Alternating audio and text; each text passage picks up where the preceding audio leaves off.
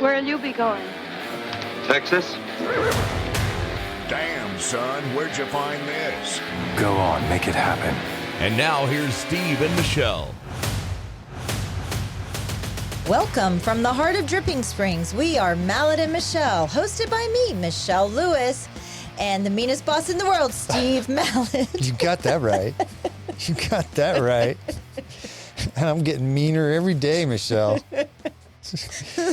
Hey, show today, I've been looking forward to this one for a long time. Montana Elliott from M. Elliott Studio is going to come in. One of our, I actually think. M. Elliott what? M. Elliott Studio. Oh, you just said studios. I did not. We're going to play it back. Play it back. Nope. Roll back that beautiful bean footage. But she was I think she was our first sponsor, and right behind Capital Farm Credit.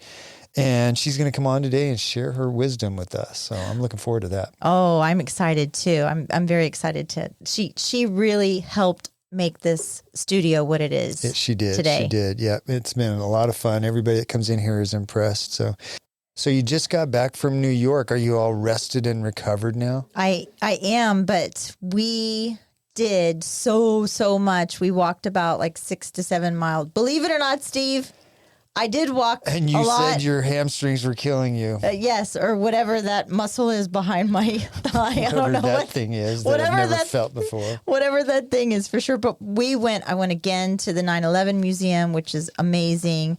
We had the best Chinese food lunch in Little Chinatown. It's like Wohong or something like that. I saw a Broadway show, Lion King. We went to mobster hangouts because my girlfriend is real into the mobster scene. So we ate at Sparks, and then we ate at this other San Angelo's or something. Like wherever people were killed, that's where we went. Okay. Which was all of New York. I was going to say, pretty much think that's everywhere in New York. We went to the Met. We went to Times Square, which is where we saw a lot of the issues. We stayed in the financial district, so it was pretty clean, pretty quiet. Times Square is not what it used to be. It was very sketchy. I mean, I no lie, I probably spent about as much walking as I did. I still spent about probably $400 in Ubers. Oh my gosh. And because some days were really raining and whatever. But my favorite place that we went to, which is corny. Okay. Can you just imagine like all of New York, where would be fun to go? I have no clue. Arraignment court. No way. Yeah. So, my friend Sylvia is an attorney, and she wanted to go see like where, Law and Order of New York City. And so we went into the arraignment court, and we walked through the, the security. And both of us were wearing kind of off-white sweaters or outfits or jackets or whatever. And there was about 6 or 7 New York police officers in the middle. And they said, hey, do you girls call each other up and see what to wear? And I said, yeah, it's sad beige day. Is it sad blue day? And he goes, are y'all... You're good at those snappy comebacks. He goes, are y'all sisters? Are you guys sisters? And I said, no, she's my neighbor. I said, I kidnapped her and brought her to New York. And he was like, we have a kidnapping in process. And so he was joking, and I said, well, it's legal in Texas. And he goes, oh, you're from Texas. And next thing we know, like they're all coming over and talking to us. Funny. And he goes, hey, tell your governor to close your borders. And I said, why don't you tell your idiot governor to stop making it a sanctuary state? And they were It was... Did they agree with you on that? Yes. That's funny. I mean, it was such a good time. But okay, so we're sitting in arraignment court, and like these guys are coming from jail, right? And they go before the judge, and we're having the best time. We're watching we sat there for about an hour, okay, and we're watching the public defenders. And Sylvia and I were real quiet. I used to be an expert witness for Hays County, so I know how to act in court. We're sitting there, and they're reading the charges. The DA or assistant DA is reading the charges, and it says, defendant threw a kitty litter scoop at brother-in-law, hit him in the head, caused lacerations. Sylvia and I, lacerations. We started laughing. Like we were like, oh, but then we realized, oh, we're not supposed to laugh. No, you get kicked out, right? The judge looks up at us and smiles because she even knew how ridiculous it was.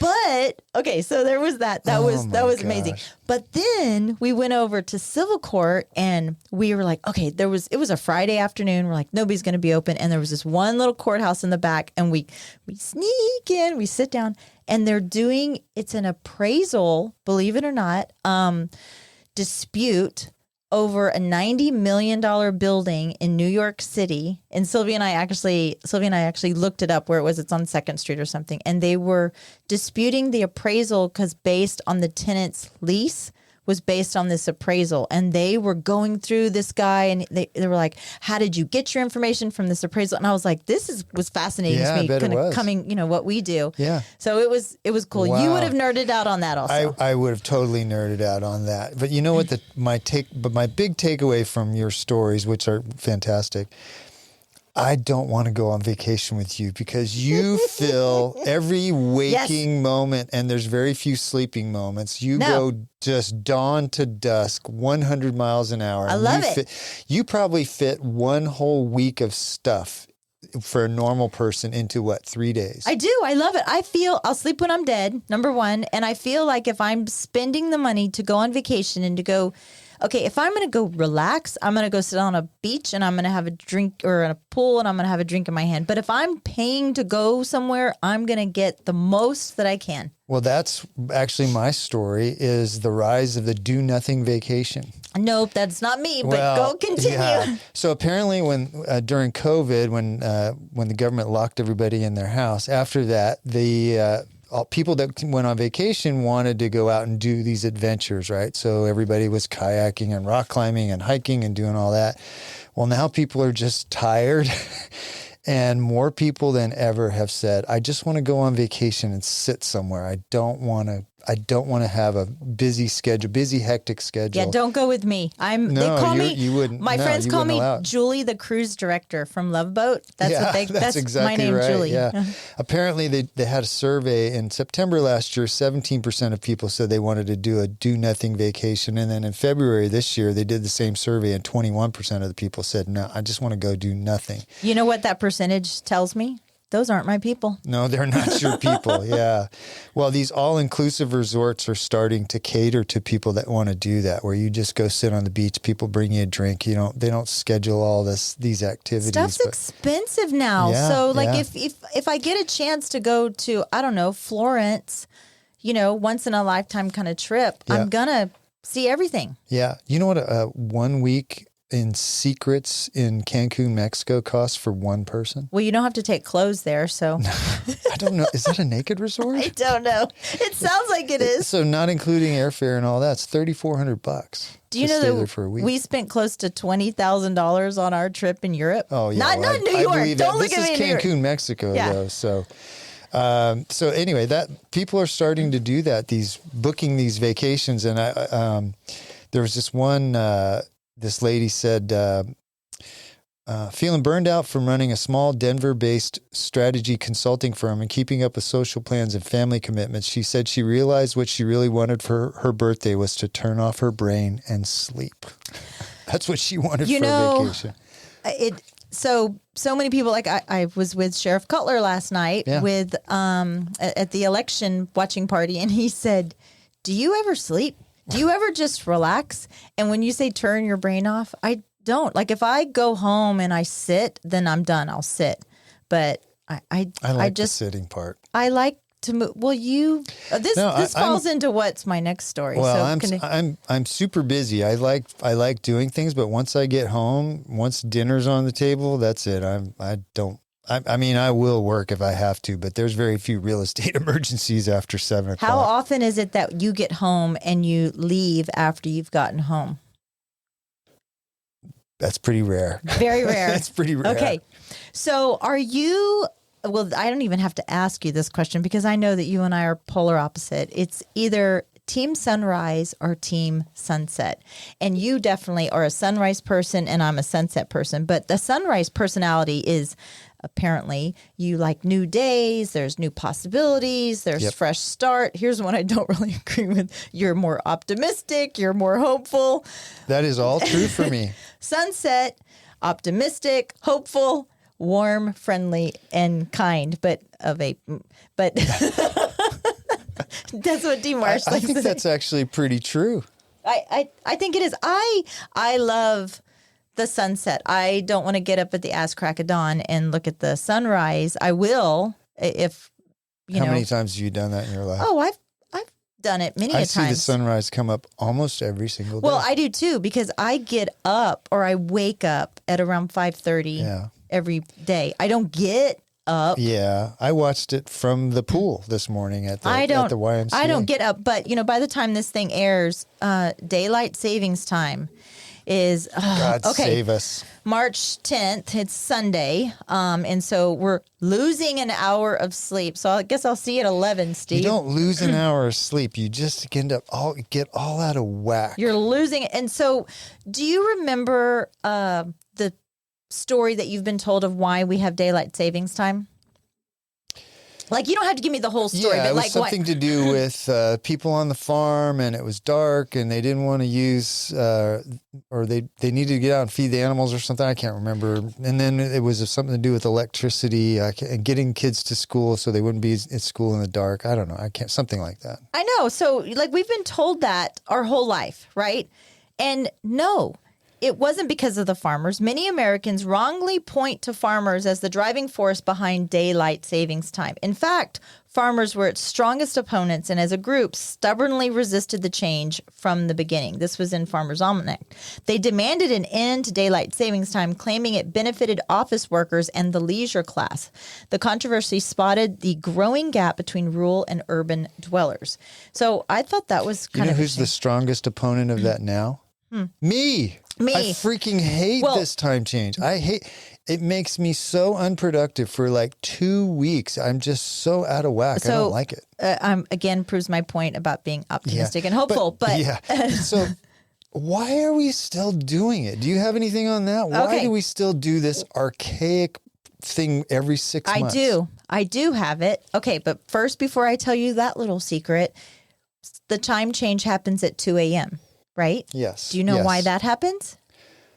Because some politician decided? Okay. No, because the trains, Amtrak and the railroads were the main reasons that the clock changed at 2 a.m. because there were no trains leaving the station at 2 a.m. on Sundays in New York City when daylight savings time first happened. So Sunday morning at 2 a.m., that's when they would interrupt the least amount of train travel all around the country. Interrupt is the only word I heard on all that. That's because it interrupts everything. It's a globbity-gloop. So remember that we were told that it was going to stop, like it was going to permanently end. So it was called the Sunshine Protection Act, and it was approved by the U.S. Senate in 2022.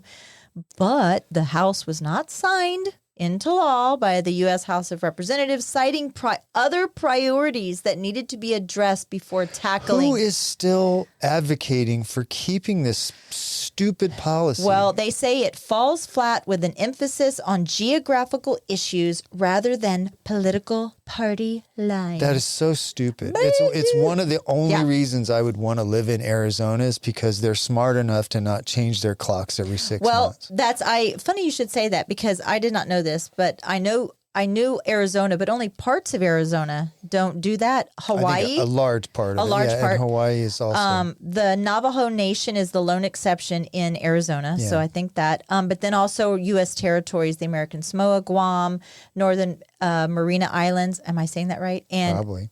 Puerto Rico. I knew Puerto Rico because when my son was in Puerto Rico and the Virgin Islands, they don't participate. I feel like some adult somewhere needs to go up to Congress and go, guys, it's time. We don't need this anymore. And and there's been a lot of studies. There's more car accidents. There's more heart attacks. There's more accidents in general. People are not as productive at work, so it's probably costing the economy billions of dollars. Why? I've not heard one good reason why we need to keep this. Look, you haven't even lost an hour of sleep yet, and you're already bitching and moaning. Yeah, and well, by mad. the time this comes out, it'll be in place, but I'll be probably asleep at my desk. Oh. Hey, then I'll be watching videos. That's right. Oh, God. I'm never going to let you live that down. Hey, episode 94, we had Jody Mamula on from Mountain Gateway. Yes, we did. And we got an important update. Mountain Gateway is a missionary group, and they have a bunch of things going on in Nicaragua, including a coffee farm that employs, I think, hundreds of people down there. and they import coffee into the United States. They have got a really great program that's helping a lot of people. Well, 11 of their Nicaraguan pastors have been arrested and charged with money laundering and organized crime. It's such a shame. Yeah, it really is. It's not due to the presumption of being guilty. It's the fact that this group has done so much for that community. It looks like it's a money grab? It's a money grab, yeah. And so they had a hearing, and prior to the hearing, the judge held all the pastors in prison to await a trial date. She did not allow the prisoners to have any visitors nor their attorney to speak to them.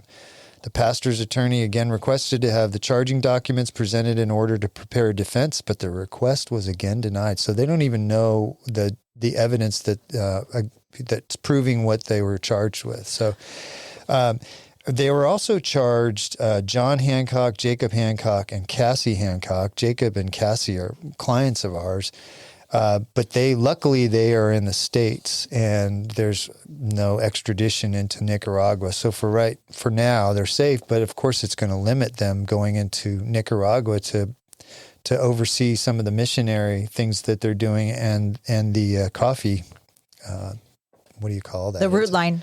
Yeah, yeah. It's that business that they're running down there. On the screen, obviously, our listeners can't view this, but I will post this I'll share this on our Facebook page, and it shows the faces of all of the people that are being held right now. And if without access to their family, they don't have access to their attorney. Absolutely. But if mountaingateway.org is their website, and you can get some up-to-date information about what's going on there, and if you feel called, you can contribute to the work that's going on to get those pastors freed. Absolutely, it's a terrible tragedy. It sounds to me like the justice system there in Nicaragua is pretty bad. On as bad as in New York City. Well, yeah, but on their page, they have an update that on March 4th, their trial actually did begin. But they're reaching out for prayers and for guidance and blessings over his people. And we ask for the Lord's favor to be on our pastors and their families this week. So if you find time in your busy day to do that, please do that. Yeah. So we are going into, if you have any inclination to go in downtown Austin, spring break, don't. It's South by Southwest right now. I saw a little side note. I haven't done any research, but right before I came on, I was watching a video about. Of course you were. The U.S. Army is doing sponsored ads at South by Southwest, and certain artists have pulled out in protest. You're kidding. Yeah, I just saw it. So, probably because we have a warmonger president that's coming up, and he wants to build up his coffers. You know what? Don't forget where you were. You reminded me when you were talking about Times Square and how far that's gone downhill. Do you remember that classic picture from the end of World War II where the sailor is kissing that lady? Oh, that's in San Diego, huh? Oh, they tried to it's get in that. Times Square. It's No, it's in San Diego. It's right by because Todd and I have a picture in front of it. It is, I promise. No. And they're trying to get It's in Times Square. Wait. Oh, It's a black and white picture. It was in Life. You're right. Life magazine. You're right. The statue is in San Diego. Yes. Okay. Sorry. Both are right. So recently, some group came out and said that guy raped that woman. Yeah, he would. Yep. That was rape. Yeah.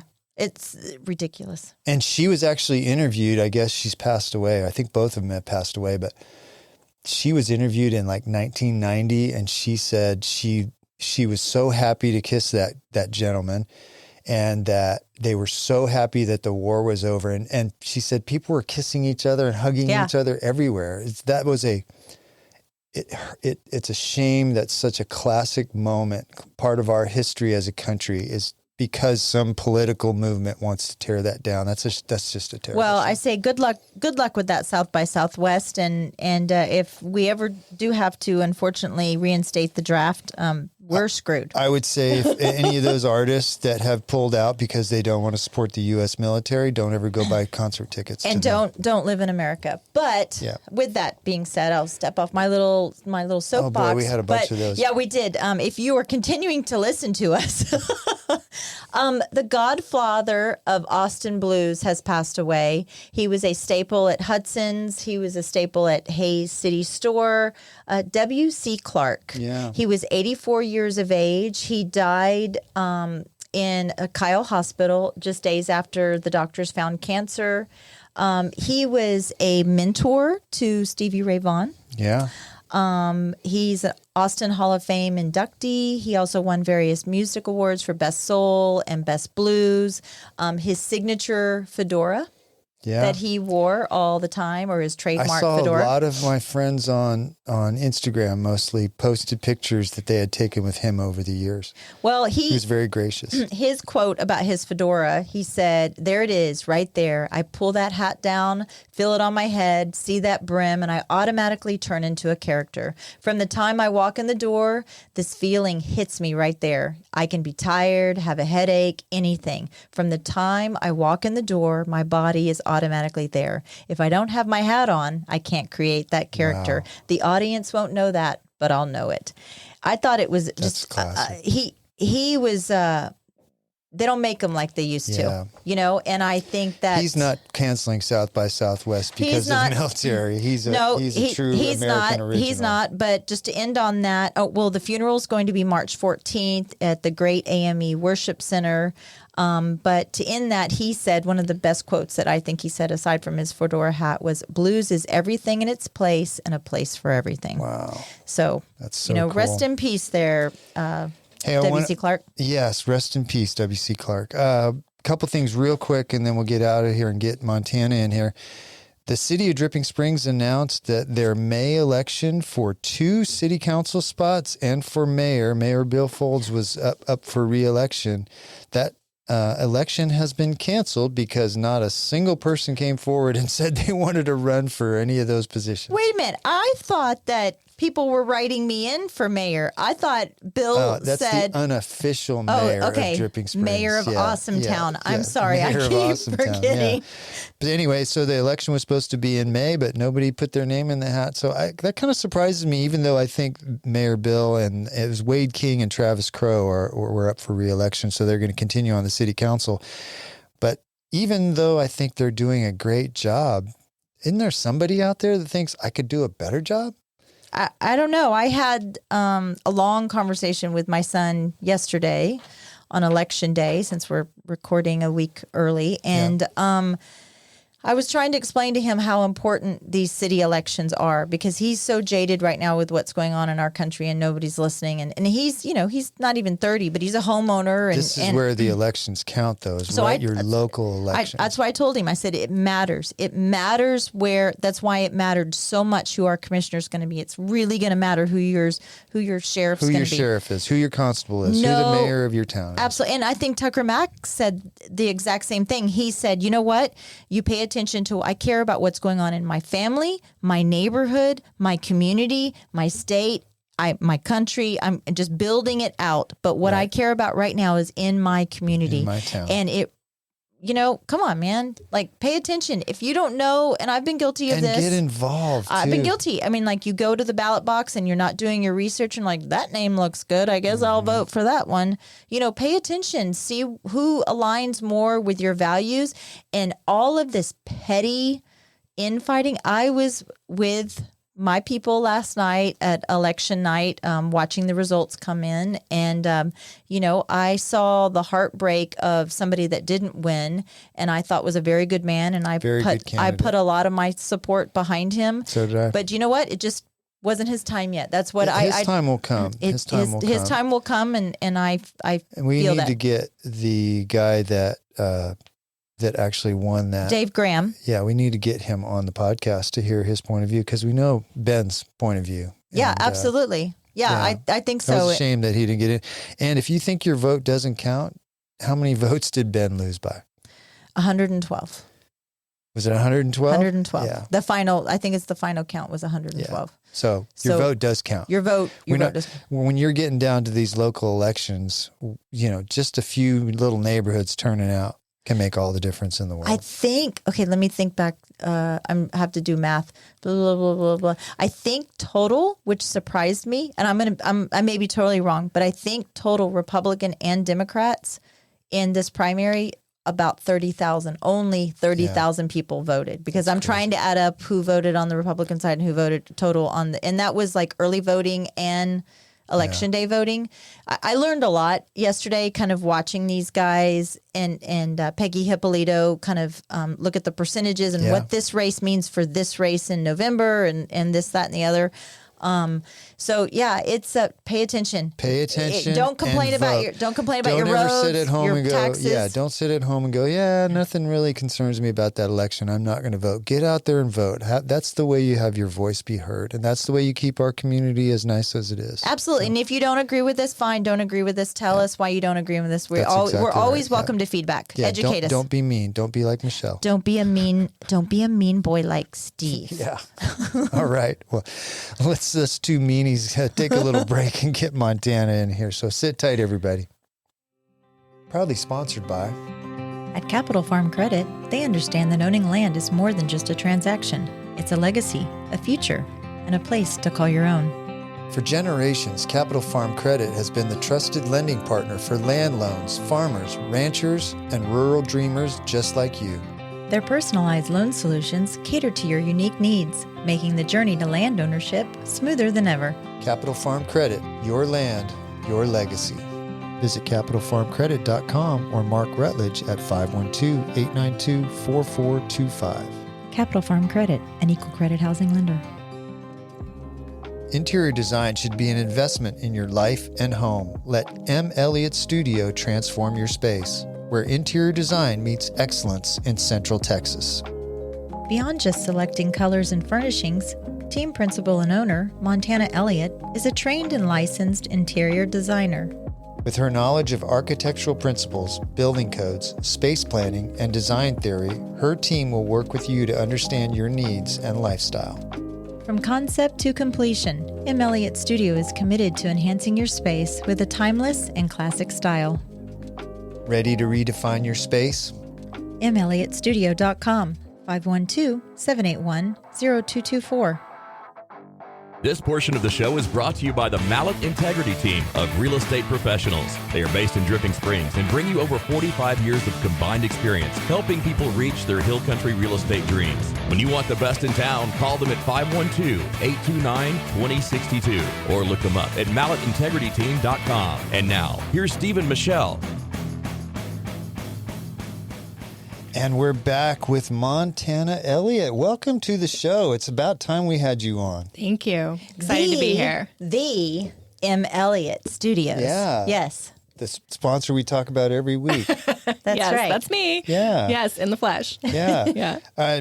You've been a sponsor for about 6 months, and we've been talking about getting you on here, and you've been so busy, and we've been so busy. So today's the day. Today is the day. Yep. Yeah. Excited to be here and see the space. Yeah. It's great. Yeah, it came out really wonderful, and mostly based on what you did for us and getting us started. Awesome. It came out great. And I like the distance between Steve and I because I have a trash can under here and he's constantly kicking it at me. So I'm just going to push it over there. Oh, there you go. And some more. Yep. So we need more. Those little things. Did I get see you? what I put up with, Montana? Hey, but this is much more functional for you guys. Oh, yeah. Compared to where you started and where you are now. Like, this is legit. Yeah, you came into our other studio a couple doors down, and you were sort of like, how do you guys even work in here? Remember we had the styrofoam or the foam stapled on the wall and the recycled desk. Yes. And, So we've come a long way. Yep. Thanks to you. Thank you so much for your help. And I think everybody that walks into this studio just is like blown away. The way it looks, and it legitimized us. I mean, like, whoa, like y'all are actually in a studio, and we're like, we fancy. Yeah. Well, that is the power of design, right? Like design transforms people, it transforms spaces, it transforms your mindset about something. And that's why I absolutely love what I do, because I think that it transforms how you are in a space. And I think that at the end of the day matters. We live on this planet. We live in our houses. We, go to work, we go to school, whatever it is. And all those spaces affect us every single day. And they affect us either positively or negatively. And I think that if you can have a positive experience, that adds to your day, which adds to your life. And that's why I like design. Well, I call this my prayer room. I like to hide in here. I think she has a little blow-up mattress stashed in here this could be a somewhere. nap She room, comes in here guys. and I could see a sleeps. spot right here. That's true. Yeah. I have, when we first did this, I would just have the door open and Steve would walk by and he's like, it looks good. I just would be just staring at it like, oh, came it's out so nice. Well, It's so nice. wellness is such a big thing now. Mm-hmm. So, I mean, you could say this could be your like podcast room, nap room, wellness room, Prayer, wellness room. Wellness room. spiritual retreat. Yeah. Oh, there you go. Montana, I don't want to jump into the heavy stuff, but I'm going to. You said positive spaces and negative spaces. Give us some examples of like what that means, concretely. Sure. I mean, I think we've all experienced them. Like, let's say you go into a restaurant and it just doesn't have quite the atmosphere and the vibe that you're looking for. Like Trudy's used to be. I mean, that's a good example. I can think of other examples. I'm not going to say on air. That was the most awful restaurant design ever. Or, like school, like in college, right? Certain spaces like really transformed you and you could be like, okay, I really feel like I could sit here and study and assimilate this information. Other spaces are like, oh my gosh, there's just something about this that I'm not jiving. What makes the difference though? It's a lot of things. So one, I think natural light is key. Including natural light in a space. We are, by nature, humans, we want to be around light. That's where we feel healthy. That's where we feel well. Think about fire, candlelight. Now we've graduated to like LEDs. Like all of that is a result of originally fire. So I think we want to be around natural light. Then I think that the second part of it is proportion and scale.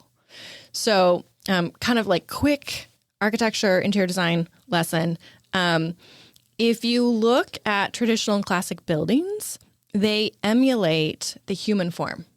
Okay. The human form is based on Greek and Roman architecture, 4 books of architecture. It's a book. Palladio was the one who wrote it. This is way back when, guys. Okay. I want to say something BC.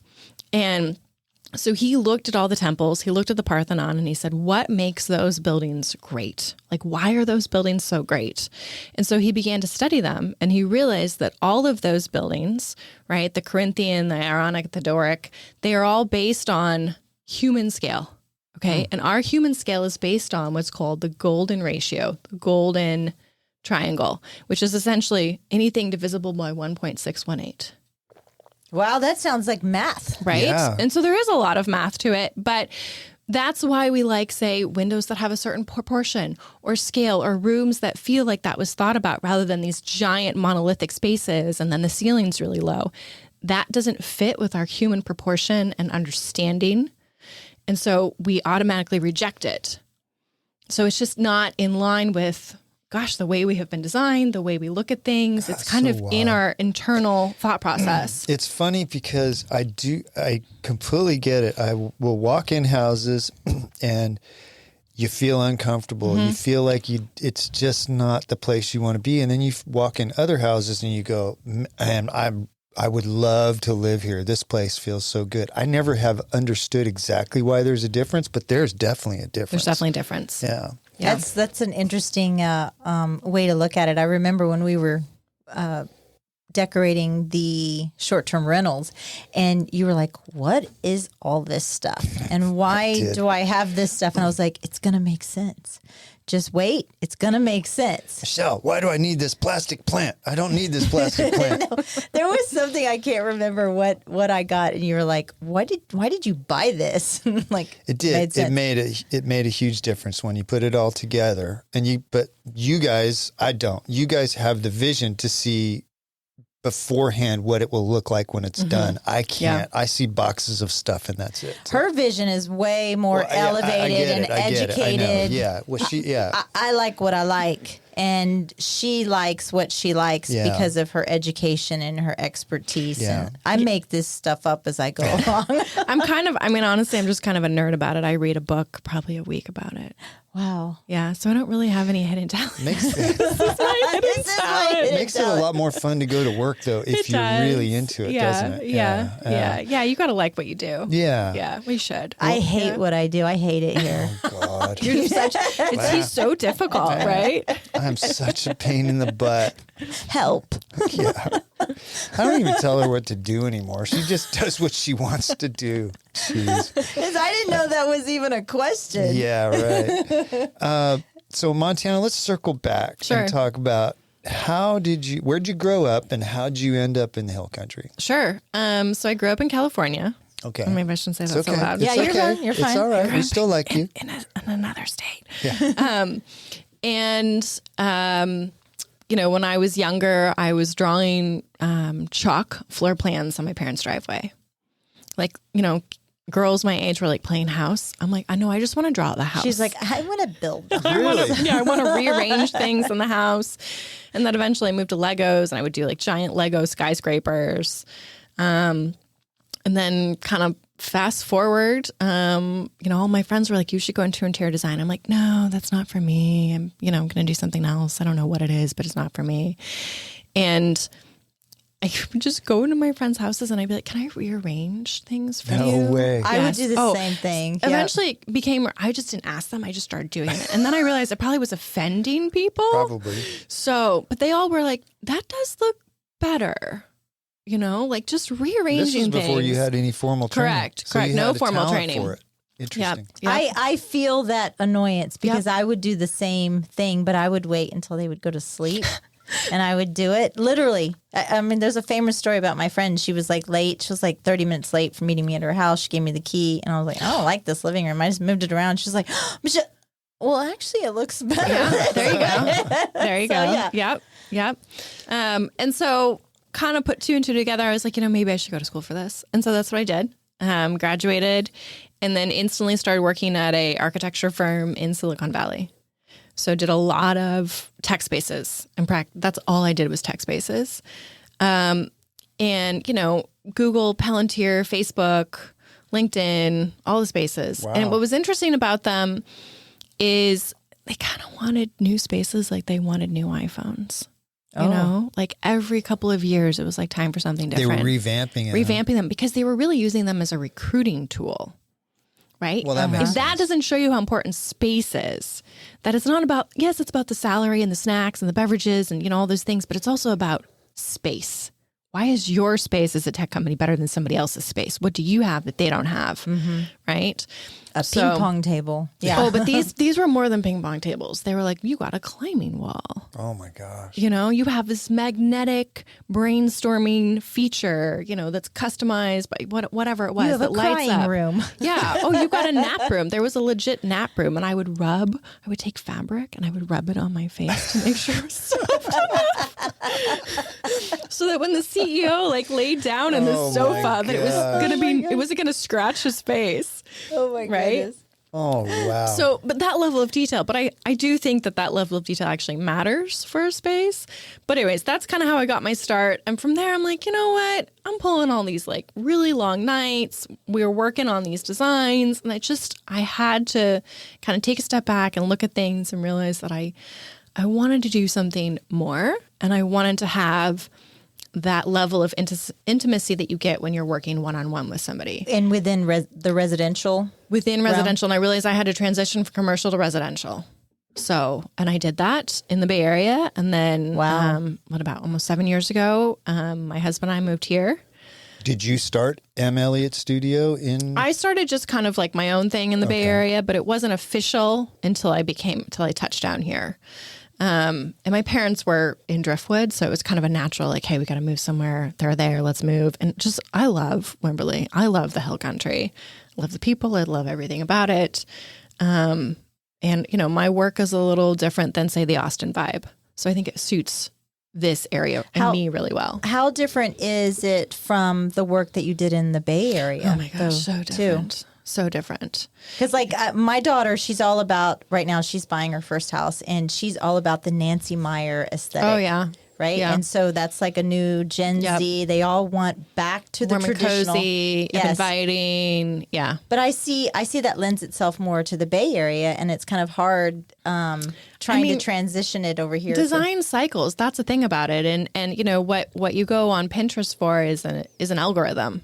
And so it's going to give you what's super trendy, what's super popular. It's going to spit it out. And you're like, but this is timeless. This is classic. Yeah. Well, fast forward 5 or 7 years and then you're going to look back and you're like, oh, but that wasn't classic and timeless. And now I just spent, $200,000 renovating my XYZ. Oh, well, it's what I call the sad beige era also. Because I tell my daughter-in-law that. I'm like, when you have children, I'm going to introduce primary colors to my grandchildren because everything is a different shade of white in her home. Yeah. Yeah. Well, because that was really popular. That was really popular. That came out of Farmhouse Modern, right? And so then we're like, oh, white and clean and bright. And everybody wants white and clean and bright. And there's nothing wrong with wanting that, right? But you have to consider it in the context of what is the house saying architecturally? Where's the region of the home? And who are you as a client and how do you live? And those 3 things should equal, okay, then is white and bright really best? And then is it so trendy that you're going to spend this kind of money for something that you're going to look back on and you're like, so that was actually one of my questions. So trendy. So it's okay to pick stuff that is a little bit trendy because that might have a tendency to be a little more timeless. Correct. Yeah. Okay. Yeah. So you could say, okay, maybe you like light fixtures. Gosh, I mean, you guys probably see this. You walk into houses that are done in the 70s or 80s and you're like, yep, we know when this house was built just by looking at the light fixtures.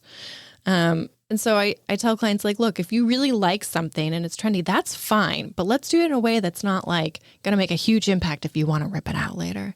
So plumbing fixtures, light fixtures, those things are fine. Accents, those are fine. But maybe don't make your whole kitchen or your whole bathroom trendy. I tend to agree to that. The position that we have in real estate is we're trying to take a home and highlight the best features. And when you said a 70s home, we just... probably within the last year, we sold 2 of them that were like that total mid-century modern, and I really played Green that and up. Gold wallpaper. Oh yeah, but the main picture. You actually would have loved this house. The main picture I took was the avocado green sink, and people would come we in gotta there, talk about that. and they were just, oh my gosh, they couldn't believe it. Okay, They loved it. I was just at a big expo in Vegas. Okay, kitchen and bath expo. Largest convention center in the world. I kid you not. I was like, this is a lot of walking. And avocado green and teal toilets, sinks, cast iron clawfoot bathtubs. So, but isn't that stuff going to be out? Oh my in a gosh, couple there's years? no way you could get me to specify that. If a client's like, I really want it, I'd be like, can we do it like in another space? Because just know that as soon as you put an avocado green toilet in, first of all, your friends are going to give you a hard time. And second of all, like, you might want to rip that out in a couple of years. So now, can you do accents? Sure, fine. Like maybe you really love that color. I mean, it's just like anything else. Everything is trendy, right? Mm-hmm. And so part of the reason you bring a professional in is to kind of filter and sort through that because you're making a significant investment in your house. That's the most important thing because the average person like me, when I look on Pinterest, I go, you are not that, average. No, well, thank you. I appreciate that. You're not average. I really appreciate that, Michelle. But I'll say, oh, that looks really good. But I don't really know if that's super trendy or if that, in some cases, actually, I might look at something and it was out of style 5 years ago, honestly. But don't you believe that you like what you like? Right. And I think that if Montana, if you run across a client and you say, look, I know that this piece is totally impractical, but it's been in my family. It has a lot of emotional value to me. I need you to try to fit this in. Oh, we absolutely do. Yeah. And it could be, I mean, we've certainly done that for projects. And let's say it's like a, dresser. And they're like, yeah, I don't really want it in my master bedroom. And I'm like, hey, then let's convert it. Let's make it into a powder bath vanity, right? Where you can really experience it in a different way. It's not about the newest, greatest thing all the time. It's about crafting a larger, timeless story, right? That's going to look good now and 15 years down the road. Right. Mm-hmm. So kind of sidebar, in the Wimberley Library, somebody had left hundreds of Architectural Digest magazines from the 90s and 2000s. Oh, wow. Like I'm talking like stacks and stacks and stacks of them. And my mom saw them and she texted me and she's like, somebody left all these magazines. And I'm like, oh my gosh, we have to go right now. Yeah. So I got them and I had to have my husband help me because I'm like, honey, I can't even lift this box. He's like, well, you have to take the magazines out of the box. I was like, fair. I just really want to do it all at once because I'm such an efficient person. But I've been boring through that. I'm like, some of these spaces look really good and they're 20 years later. That's crazy. Right? That is the power of good design. It's not just now, but it's also in the future, whatever that might look like. Right? So I went on the Wimberley Community Forum and I was like, thank you to whoever left these because this is like gold for me. I was so excited. And did they respond? No, but you know, who knows if they saw it. Yeah. It's such an interesting concept to me. I can't get my head wrapped around it. And it's people like me that probably keep you in business because Michelle, you just said you like what you like. Have you ever had somebody come in and you've had to argue with them because you know they're making a big mistake? How do I say that in a very PC way? I have had you don't have to be PC. Come on, it's Mel and Michelle. Yes, I have. You know, because part of it is when you're hiring a professional, like you're hoping that they don't have tunnel vision, right? That they're seeing the bigger picture. So there's definitely been times when I've had to kind of talk to clients about certain things. I'm trying to think of like one instance. So there was this one instance where the client said to me, I really want to put in a stone tub. It was an existing house. We were doing a bunch of work, renovations, but she's like, I really want a stone tub. Well, I went and did my research on a stone tub. And so they weigh 1 ton. And I have to consider, is the, concrete slab rated for that? Yeah. Right? Oh, wow. 2,000 pounds in a small space. Yeah. And then I'm like, okay, then I measure this tub and I'm like, hey, we can't fit it in your doorway. We can't fit it in your window. We're going to have to take out a portion of the wall. And then she was like, well, I really want it. I'm like, okay, that's fine. So then I pulled the price on a stone tub, which was $30,000. Oh my gosh. Jeez. So that coupled with, we're going to have to redo your stucco, the doors. She's like, okay, let's find something else. I was like, done. So we found this concrete tub. But she's got a concrete floor. And I was like, we're not putting concrete on concrete. She's like, it's fine. I'm like, we're not doing it. So I inlaid an Ipe wood floor, which is one of the hardest woods you can get. It's tropical wood. And then I set the concrete tub on it because you need that contrast. Yeah. So that was, one instance where we definitely had the back and forth. But I think any good project has that, right? At the end of the day, I'm not living in the house, but you've hired us for our very best. Right. And that means delivering a professional opinion. Yeah. It means when you're the professional, you have to tell people even things they do not want to hear. We do that in our business all the time. It's like, I know you don't want to hear this, but here it goes. Yeah. So, yeah. How do you balance the aesthetic appeal with the functionality of something? So like you were talking about the bathtub's a great example, but I can think in the bath or in the kitchen, there's like this whole triangle of cooking. So are you trying to stick to that? But then someone wants the aesthetic of something that doesn't really mesh with the functionality. So talk about that a little bit. I mean, it's always a give and take. The triangle concept actually originated from the 40s, in which a lot of these steel manufacturing plants that were making stuff for World War II then had all this steel but didn't know what to do with it. So they started making kitchen cabinets. So I am going to answer your question this way, but they started making kitchen cabinets. If you remember, they came in like teal, white, green, right? So those were all steel. And so they came out with the idea of the triangle. Right? Which is now, I don't use that so much. It's more just about like how far are these spaces apart?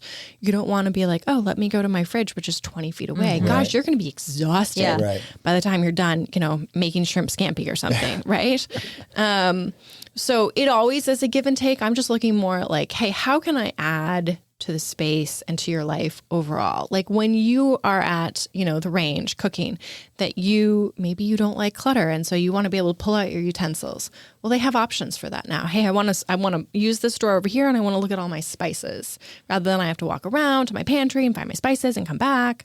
Or like those things. I think about how a good house, a well-designed house should not be frustrating. It should actually add to your day-to-day experience. And that means all those little like pain points, all those little frustrations, they should be eliminated, right? And so sometimes that is a give and a take. If a client's like, hey, I really want this. Okay, well, just know that there's something else we have to consider on the other side of that.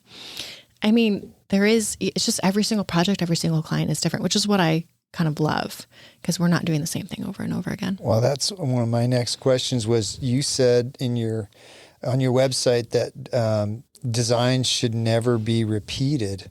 Mm-hmm. So how do you do that? Because if you know something works, why wouldn't you go? And I know it matters in the house, where the location, the setting and all that, but why wouldn't you repeat it sometime? Because it depends on the context, but I think that then, are you really giving the client the best for that house, for that situation? Right? Or are you doing what you're falling back on what you know, and then kind of, is it a cop-out? It doesn't mean that we don't repeat certain lighting things and maybe, hey, that worked, we'll do it again this time. But it's never, and if you look at, the work we do, I never put the same thing in there in the exact same way. It's always twisted a little bit. It's always, okay, we'll use that tile, but we're going to do a different layout or a different pattern, right? Because I want each client to feel like this house is unique to them and each space is unique to them, rather than, oh, yep, we've done that before. Great, let's slap that in and move along. Huh. I think also right now there's so many people that can't, really afford to kind of have a custom home being built. And so are you dealing with more a builder grade base home?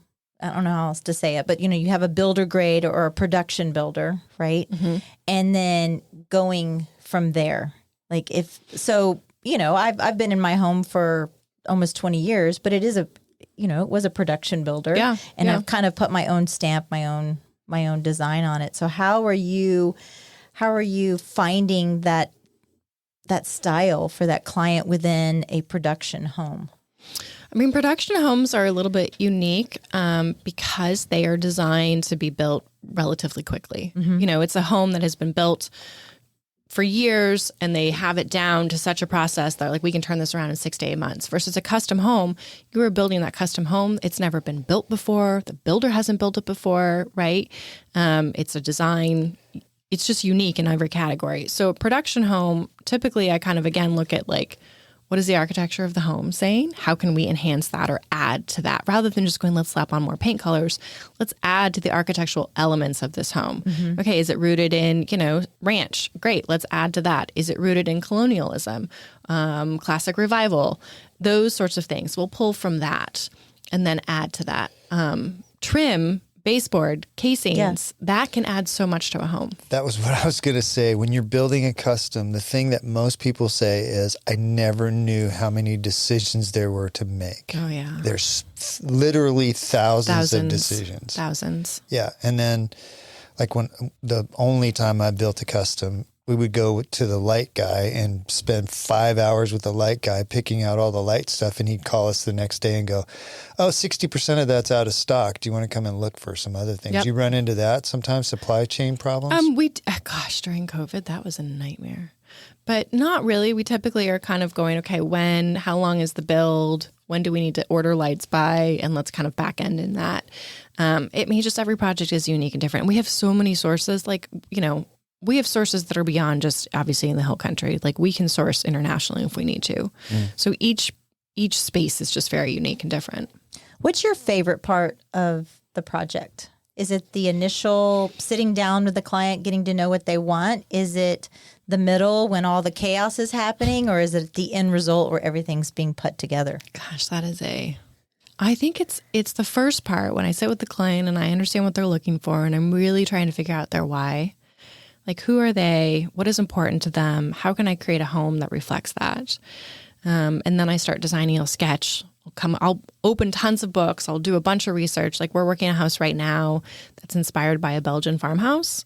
So I'm going back into kind of the archives and looking at that, looking at the stone they use, looking at the trim they use, looking at architects that Belgian architects have, worked with, arts and crafts influence, looking at all those things to craft a greater story.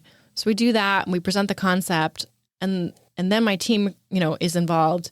But then when it starts to get realized on the construction side and you start to see what you've seen in your head and it's coming together, you're like, oh, this is why I love what I do. Yeah. Yeah. Yeah, there's some pictures on your website. I said this to Michelle earlier of you. You have this wall of pictures with textures, and you have little Post-it notes, and it looks like you're trying to track a serial killer with it, the way you're looking at all that. Oh yeah. But yeah, that is our process. I actually love that.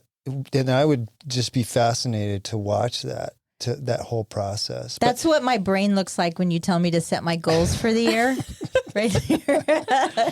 Yeah, that's exactly right. I want to get back to something real simple, and I bet it's a question you get all the time. Your interior design, interior decorator. Do people often get the two confused? They do. So the state of Texas recognizes a registered and licensed interior designer. You've gone to school, you've had a minimum number of hours, which is actually thousands of hours, and then you've taken the exam and you've passed it. So I am a registered stamping interior designer. Decorators have their own place, and there's a lot of great decorators out in the world. I'm just proud of my education. I'm proud of the background, and I'm proud of the steps I've taken to get there so that when it comes to new construction, I'm working with the builder. I know a lot more codes. I know how to traverse things a little bit more.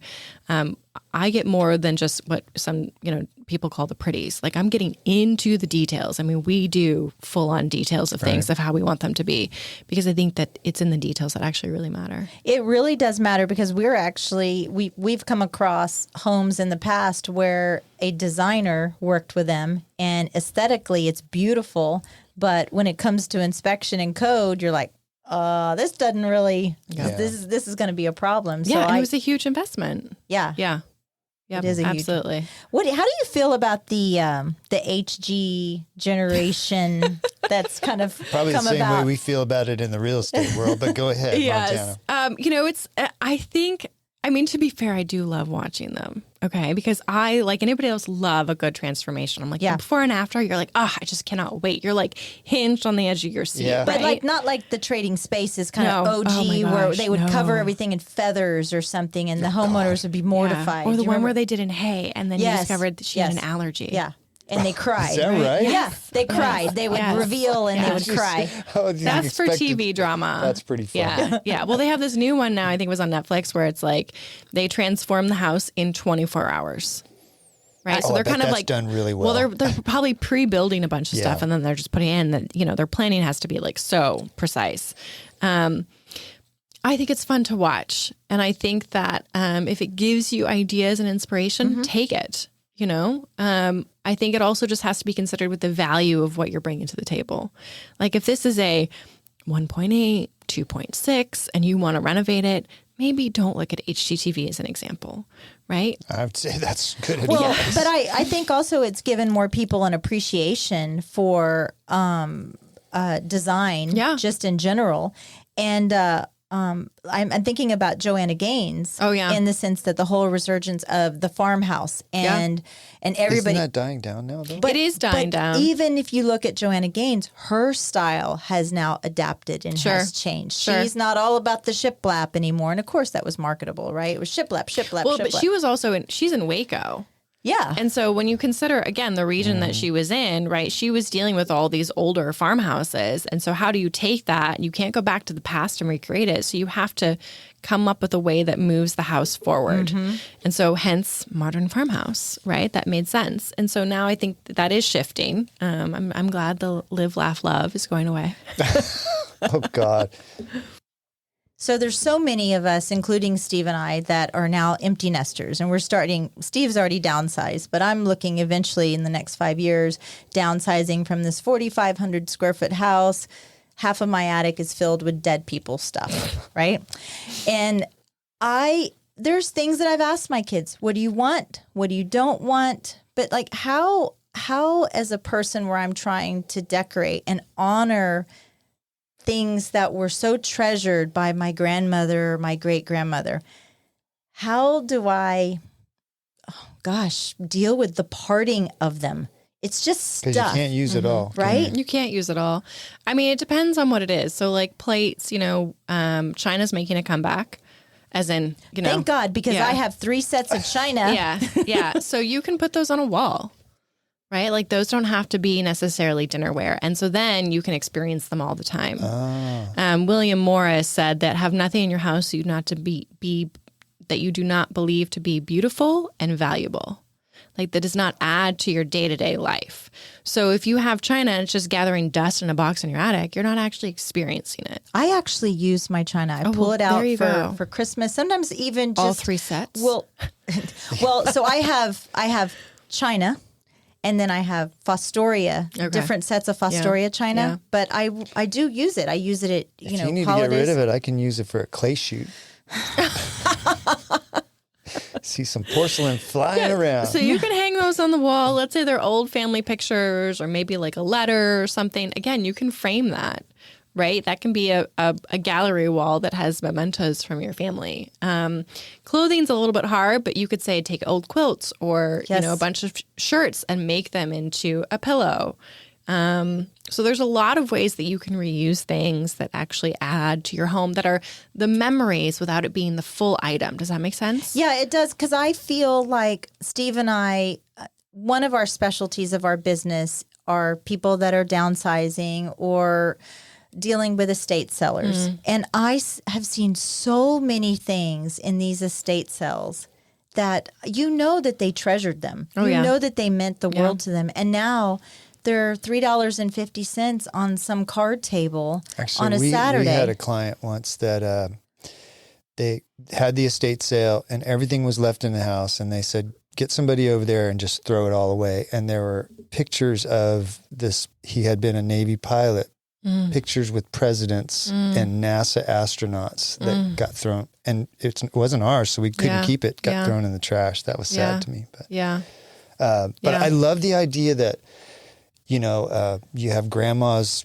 shirts, which, and then you make them into a pillow. That becomes an heirloom, instead of a bunch of shirts that nobody will ever wear in the attic. I love that. Yeah, because I feel I'm of the position, especially with the china and the crystal, I feel like I'm not honoring them if I'm not using it. Right. So I'll pull it all out and use it. And like I said, like on a Saturday night, we're like, you want to use the fancy china tonight? And we'll use it. And I also think that a good house, when it's well decorated, is a mix of both old and new.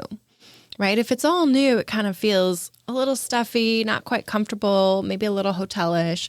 If it's all old, you're like, wow, okay, somebody went back to their grandma's house, right? So a good house has a mix of antiques and vintage and new pieces. And so you can incorporate those. I mean, I'm often going to like auction houses, scouring for things. I love kind of like the hunt and the discovery. So you can find those things and use them in interesting ways throughout a house. Are you saying that the big floral 1970s couch with like the leather strap on the sides, is that ever going to come back in? I have a story for that. So had a client who found this sofa. And she was like, I really like the sofa. And it was like a 9-foot long sofa. It was from the 70s. It was low slung, right? Floral print all over. Oof. And she's like, I can't stand this pattern. And I was like, okay, we'll recover it. So we recovered the whole thing. And it was a beautiful sofa by the time it was done. Right? So you can find those items. How much was that to recover that? Less than the price of a new sofa. Really? Yes. And it was probably a very well-built sofa. A lot of the new sofas are crap. So true. It also depends on where you're getting your new sofa from. Yeah, from the side of the road or for some college frat house? Yeah. Works for me. No. Montana, on your bio, you said that lighting, it's a deal breaker for renovation or new construction. Yeah. What do you mean by that? Okay, so I just went to the Kitchen and Bath show in Vegas, and Lutron was showing a new product. Not like I'm sponsoring Lutron, but and it was a startup that was based in Austin called Ketra. And it was basically light as full spectrum light. Okay, so again, little history lesson on light.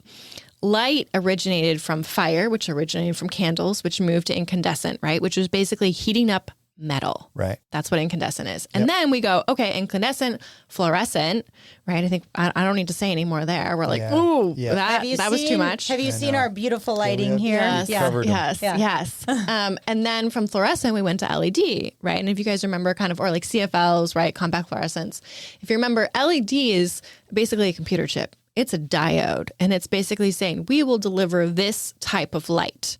Okay. And the type of light it's in Kelvin temperature. It's either like really warm or really cool. And that's kind of what you got. And it was fixed. And you could dim it up or down. You could be like, okay, I just want less light or I want more light.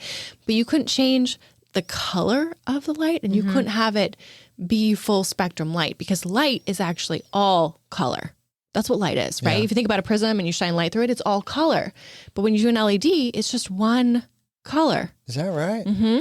So when you think about light and you think about sunrise to sunset, right? You're getting this beautiful soft glow in the morning, right? And then you're getting full spectrum light in the middle of the day, and then you're ending it with this kind of amber glow in the evening.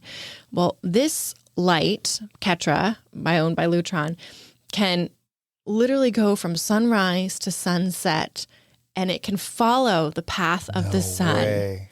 When I saw this, I was like, this is like a game changer. And the reason why light, I think, is important is because, first of all, we are creatures of light, right? I mean, that's how we regulate our circadian rhythms. And then second of all, it is kind of tying back to wellness, right? We want to slowly wake up in the morning. We want to kind of end our day softly and peacefully. That's funny because in our monologue, I discussed whether you were a sunset person or a sunrise person. Oh, that's right. Yeah. Oh, yeah. See? It's funny because when you said that, what I thought about was 10 years ago when people were building houses and they said, we want a lot of light in the kitchen. Let's just add more cans. Oh, my gosh. Oh, I'm going through projects and I'm like, with the architect, eliminating cans. I'm like, no cans, no cans, no cans. Like, what do you want? Runway lighting? Yeah, I know. You know, like, is this a catwalk? Actually, when Michelle taught me this, we would list houses and she would say, she would recommend certain light bulbs for certain types of houses. Yep. And at first I was like, God, man, that's $300-400 for light bulbs. But then they would be changed and I was like, holy cow. Light can make or break a space. It can completely change how a room feels, just changing the lighting. We worked on a project recently where it was a massive house and they had to paint it. And I said, okay, well, before you paint it, let's change out all the light bulbs. To really see what this color is and if we can tone down the yellow. And she did, and it made a world of difference, right? So, and that is thousands of dollars saved. And so you're not saying there's any one type of light for every situation. You're saying every situation requires a specific light on this spectrum. That you're talking about. Are we accentuating an architectural feature? Do you have, a piece of art that you want to look at? Are we wanting more of like a mood in the powder bath, right? You don't want harsh lights in a powder bath. You're going to be like, why do they put those in there? Right? Same thing when you go to a restaurant or, if you go to a bar, like there's a reason the light is dim. It is funny you should say that because I was at this place called Spark Steakhouse this weekend. It's in New York City and it's like this mobster kind of hangout. And even I was noticing the lights are in these red type of bulbs. So it just by like definition, it just brought the mood just kind of vibey and just sexy. Yeah, and that's why you go out, right? Yeah. Is you want a different atmosphere. You're willing to pay for that atmosphere. Yeah. Montana, so you probably see you said you spent a lot of time online looking at pictures of things. What's the most common mistakes that you see that people make? I'd say one, jumping in, to trendy and not realizing it. Yep. Okay. Two, not measuring your space. Ordering stuff that's too big or rug that's too small. Okay. Yeah. And honestly, the third would be getting too many opinions. Everyone's going to have a different opinion about your space. Everybody's style is different. Correct. And then they're going to be like, oh, no, you shouldn't do this. You should do that. So at the end of the day, you're the only one who's going to live in your house, right? So be selective about your opinions from. Well, and your process is, and you helped us when we designed the studio. You came in and spent like 2 hours with us talking and what our process was. And it's a 10 by 10 room. Yeah. Oh, Yeah. But you were talking to us about the lighting and what kind of feel we wanted, and you know where our guests were going to sit. I was just giving you guys a little drip for the bigger picture. Yeah. Yeah. But it was fascinating to me because I've never been through that. But that's your process, right? The first they call you and you go, okay, let's sit down. Let's talk about what you're doing. Yeah. Yeah. We have to see if it's a good fit, if it makes sense, and go from there. Yeah. Okay, so I'm going to do just a couple of little rapid fire questions. Okay, I'm ready. Okay, I'm ready. And so they're either yes or no or like an amount or whatever. Okay, you ready? Okay. How many throw pillows are too many? More than 3. More than 3. Good. Todd, don't listen to this. Pinterest boards, yes or no? No. Pictures or signs with words, affirmations? We've already discussed this. That is a no. Live, love, laugh. Live, love, laugh. Man cave, she shed, or a kid's rompus room? Yes. Oh, there you go. Good. All. White cabinet, still a classic? Yes. Okay. Trendy or stylish? We've already kind of answered. Stylish. Home Depot or Lowe's? I'd say go with your local neighborhood Ace. Oh, there you go. There you go. What is one project that is okay to DIY? Paint. Oh, paint. But choosing the color. Oh, I mean, well, yeah. But I tell people, first of all, I use sample eyes. So you don't actually have to open a can of paint. Yeah. It's like an a big app. big sticker Oh, of and you paint. stick it on the wall? Yeah, because paint decks are actually printed. And so by the time you actually open a can of paint, it's going to be different. Right. This is CMYK. This is a totally different composition. And so I put them up like the sample eyes, and then I just, give it a day or two. You got to see it in all sorts of light. You know what? So we listed this house in Belterra, and the interior paint was terrible, and it was very dark. And we said to the client, we need to get this painted and lighten things up. The whole house needs painted. Let's get it lightened up. And this was before Michelle and I inserted ourselves into that, because this was a lesson learned. We walked in the day after it was painted, and it was like duck yellow, which was lighter than the original color. But Michelle and I looked at each other, and they just spent $8,000 painting the inside of this house. Oh my gosh. And I didn't know what to do. So that's what I'm saying. Did they repaint it? No, we ended up selling it. You know what we did though? We changed the lighting. Goes back to what you said. We changed the lighting and it made it look a little bit lighter. yellow. But I remember thinking, I'm not going to be able to sell this. It was so yellow. But my point of that is, a guy like me, you say, hey, you could change the space with just paint. I could screw up a space with paint. I mean, that's true. So where do you go if you're just going to repaint a room? How do you get that figured out? It takes time. It just takes time. It depends on the space. It depends on the sheen. There's a lot of factors to consider. I mean, paint is not as simple as it used to be now. No. And the sheen can make a huge difference. Like when she was talking about those little sample pieces that you get from Home Depot or Lowe's, those are a flat. So what you see on that little sample isn't necessarily. And so if you're painting a big project like your house, like I did, I literally had 15 samples of paint, and I was walking in every different section of the whole house to see if I liked it. And it changes in every lighting condition. It changes it, and I want to repaint already. It was 4 years. And Montana, have you ever fired a customer? Ooh. Or wanted to? I have not, but I have had mutual parting of ways. Oh. That's fair. It just really comes down to, are we being valued? Because I only want to build clients that value me and what I'm bringing to the table. Hey, are we being valued? That is a great. Yeah. You and I. But just to put it that way, I like it. We don't like to work with people that don't value what we do. Yeah. And so, I like how you said that you've mutually agreed to part ways. Yeah. Because it's got to be a good fit. Yeah, it does. And the guests we had last week, Rachel and Daniel, they said, there's some people out there that want us to do things that we don't do, and they're not our customer. Yep. So there you go. Yep. You talked about being in the hustle and bustle life of the Silicon Valley, and now you're kind of like, it's slower life, small town. Yeah. And, in the hill country. How are you managing your time with all of your projects and your book reading and your ideas with your family, your 2 kids? And well, I knew that when I started that I was not going to work on Fridays. I wanted that to be a time Good with for my you. family. So as a general rule, we just don't work on Fridays, or it's like a half day for my staff. And most of our projects are in the Hill Country. I don't have to commute to Austin, so that saves a boatload of time, right? And I just take on a selective number of projects so that I can really give each project the best.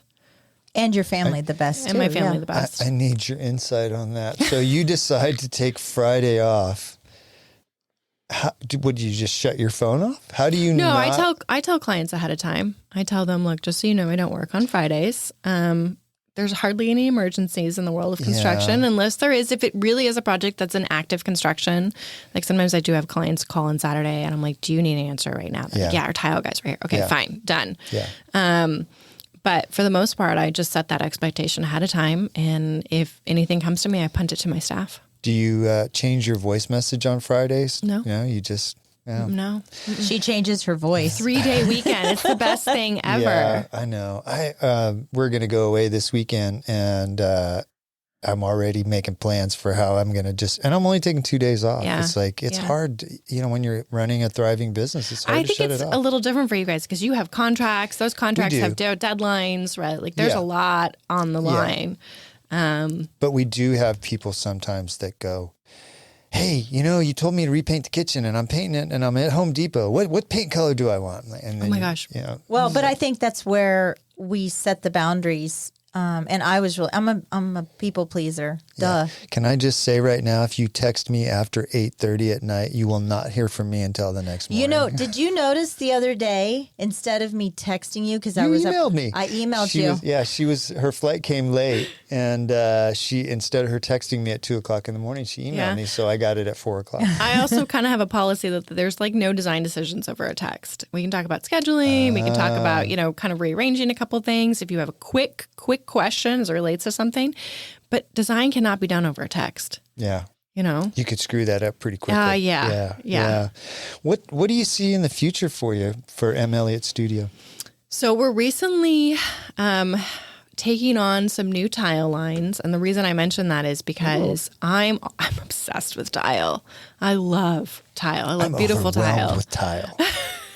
And I just think that it adds so much to a project. So we're kind of starting a new branch and working on kind of some tile collections with a couple companies. So working on that. And then I've always had this vision that my office and my house would be on the same property.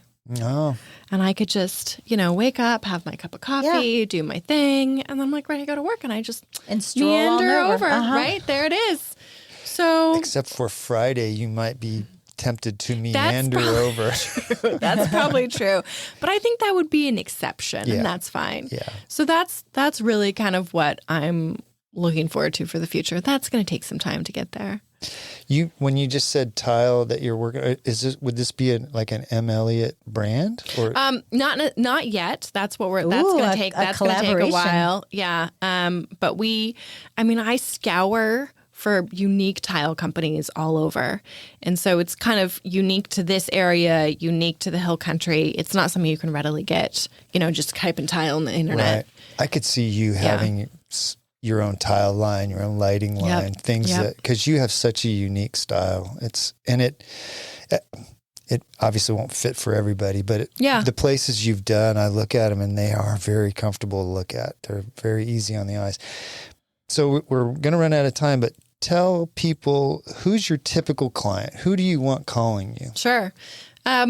So an ideal client for us is somebody who is looking at doing new construction or full renovation, wants full service. So full service means we handle everything, and we're actively involved in kind of collaborating with the client, but we are kind of the first point of contact from a builder standpoint, from a trade standpoint, and you really want someone to manage the day-to-day. That is our ideal client. Essentially, you want good service and are willing to pay for it. Yeah. Perfect. Well, thank you for being one of our absolutely. our flagship sponsors. We've really enjoyed working with you over the last few months, and you're going to be with us as a sponsor for another year, I think. And so, we've really enjoyed this. Montana, absolutely. I say thank you so much from just on a personal level, from Steve and I, at the bottom of our hearts. Thank you for believing in us, and we don't always get it right when we first say it. I was going to say, do you ever cringe when Michelle says M. Elliott Studios, like you're a movie, like a movie company? Oh, no, but hey, we could be in another location. That's no problem. Yeah. No, Montana, you've been great, and we thank you for your support, and we thank you for spending this time with us today. Thanks, guys. It's been a pleasure. Great. Ready to turn your land dreams into reality? Look no further than Capital Farm Credit. Need a loan for your perfect piece of land? Capital Farm Credit is there for you. Their dedicated team will tailor a loan to fit your unique needs because your dreams are their priority. Capital Farm Credit, your land, your legacy. Visit capitalfarmcredit.com or Mark Rutledge at 512-892-4425. Capital Farm Credit. Together, we're better. Capital Farm Credit, an equal credit housing lender. Elevate your living experience with M. Elliott Studio, your trusted partner in interior design, registered and licensed by the state of Texas. You want your home to reflect your personal style and identity. Investing in a well-crafted design doesn't just beautify your home, it enriches your life. Team principal and owner, Montana Elliott, understands the profound impact of a thoughtfully designed space. From remodeling to full design, M. Elliott Studio is the first step to unlocking your style. Turn your aspirations into reality. Tailored to your taste and desires, M. Elliott Studio will work to create an environment that embraces your style with style. Your space, their expertise. melliotstudio.com 512-781-0224. This show has been brought to you in part by the real estate pros at the Elliott-Integrity team. When you're looking to buy or sell, you need them on your side. Why settle for less when you can have real estate done right? Give them a call at 512-829-2062 or get more info at MallettIntegrityTeam.com. You know you like us, so go now to Apple Podcast or Spotify and leave us a review. Why don't ya? We love your feedback and comments. Email us at mallettandmichelle@gmail.com. Thanks for putting up with us.